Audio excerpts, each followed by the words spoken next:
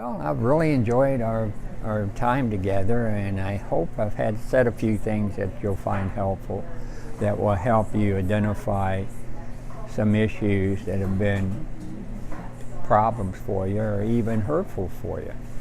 And I can summarize my whole message in probably 25 words or less. I usually don't, but I can. And the main thing I have to say is, in all the things you learn, it's important to understand those things, because a wise man told me once, you can't deal with something you can't see or don't know anything about. And the hardest part is seeing it, and then knowing something about it's the next step. And hopefully the knowing about it part, this has been helpful for that. And then once you see it, you got to do more than know it. You can't think your way out of a problem like this. Next time you get a sore tooth, try to think your way out of that. And why won't help you either. Next time you go to the dentist, say, "Doc, this tooth is killing me. Tell me why it hurts," and see if that keeps it from hurting. Knowing what I can do to deal with it is the key.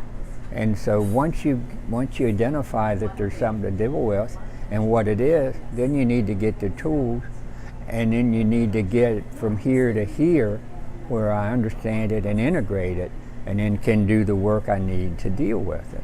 And that's where the long-term process comes. In order to deal with it, I need a long-term structure to reinforce those tools and help me continue to use them. Because this disease is always going to be there. I just gave Perry an article that shows that neurologically, the cravings and stuff remain in our brain up to 3 hours after we die. And I always said it'd die an hour after I do. Turns out it's 3 hours.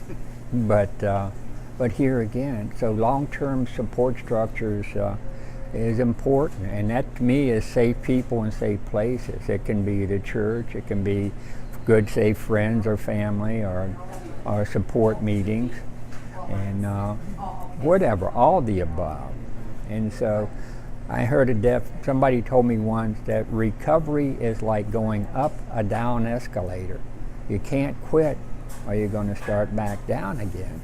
And some of the most dangerous things is when it's going well, because it's easy to think, well, I got it made now, and slough off, and next thing you know, you're right back down. And most relapses occur after recovery. And sometimes when you first start getting well, it gets worse before it gets better. And it's easy to think, well, this ain't working. So it's important to have resources to keep you honest with yourself and to continue to do the work that hopefully you've learned something about in here. And if not, I'll be around. So good luck, and thank you, and I appreciate all of you and love you. Take care.